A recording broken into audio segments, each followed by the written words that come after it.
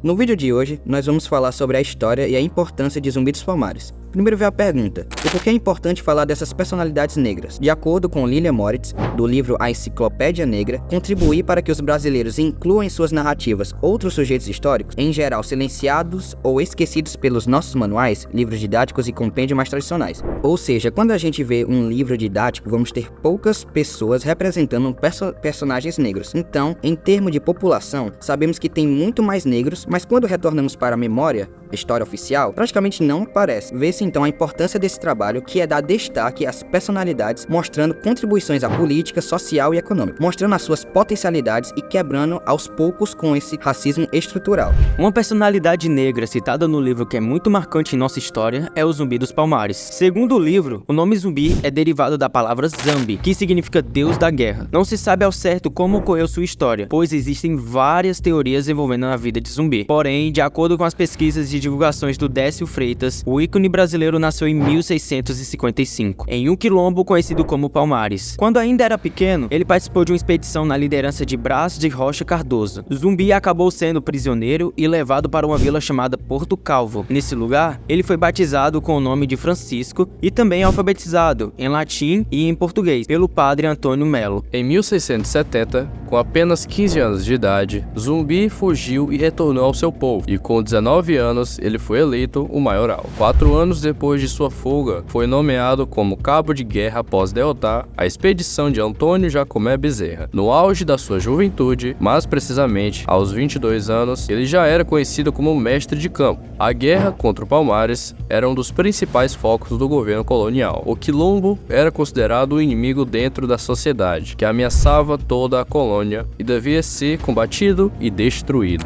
Segundo o artigo Zumbi dos Palmares de Richard Marin, o quilombo do Zumbi foi o que mais durou. Normalmente eles duravam por volta de uma década, porém esse teve quase um século de vida. Observa-se que eles resistiram todo esse tempo contra as tentativas de destruição feita pela coroa da época. Outra diferença é que no Quilombo dos Palmares habitavam milhares de pessoas, sendo que nos outros davam para contar nos dedos. Palmares resistiu valentemente a 17 expedições enviadas para destruí-lo, tornando-se um verdadeiro incômodo para os poderosos. Conforme a análise de Silvia Lara, o quilombo se tornou o centro das preocupações de autoridades da época. Segundo ela, a destruição dos quilombos de Serra da Barriga tornou-se tema cada vez mais constante na correspondência das câmaras, do Governo Geral do Brasil e das instâncias metropolitanas. Sua extinção começara a tornar-se tão vital para os poderosos metropolitanos e senhorias que o empenho do governador de Pernambuco em dar provas da sua eficiência resultou numa crônica específica de venda, 1676 até 1678. Os confrontos contra a coroa não apenas fez com que o mostre-se fragilidade, mas também serviu para impactar os escravos que sofriam com a opressão da elite brasileira, pois mostravam para eles que podiam também se revoltar e lutar contra toda essa escravidão. O que Zumbi representa para a sociedade nos dias atuais? De acordo com Walter Vadala, no artigo Zumbi dos Palmares, a história de Zumbi e do Quilombo tem contextos históricos necessários para entendermos as raízes do racismo e da desigualdade no Brasil.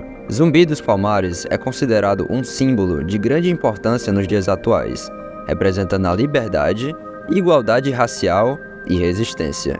Ele representa a luta como a opressão, justiça, criando inspirações para os movimentos e iniciativas que buscam combater o racismo. Definido também pela luta por direitos, a importância da preservação da história e identidade das comunidades negras. Mesmo que já tenha falecido e não tenha muitos artigos e vestígios que comprovam de como foi sua vida, ainda vem sendo fonte e forças para diversos grupos e etnias na sociedade atual. Demorou para Zumbi dos Palmares ser reconhecido e homenageado pelos governos recentes e pela população em geral. Contudo, o auge das manifestações foram no dia 20 de novembro, quando o então presidente da República, Fernando Henrique Cardoso, discursou dizendo, abre aspas, vim aqui para dizer que o Zumbi é nosso é do povo brasileiro e representa o melhor do nosso povo, o desejo de liberdade. Zumbi ultrapassou a sua identidade afro-brasileira, fecha aspas, provando que Zumbi nos dias atuais é um herói nacional. Não se sabe ao certo como o nosso símbolo de resistência morreu,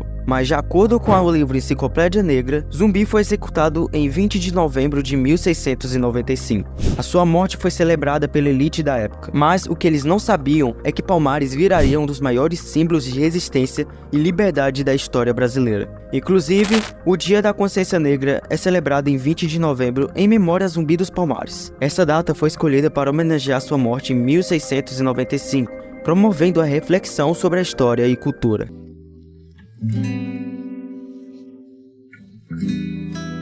Então, pessoal, esse foi o vídeo de hoje sobre o grande símbolo de resistência brasileira, Zumbi dos Palmares. Espero ter ajudado a entender mais sobre um pouco dessa história crucial para o nosso enriquecimento histórico. Se inscreva no canal, não se esqueça de deixar o like e até o próximo vídeo.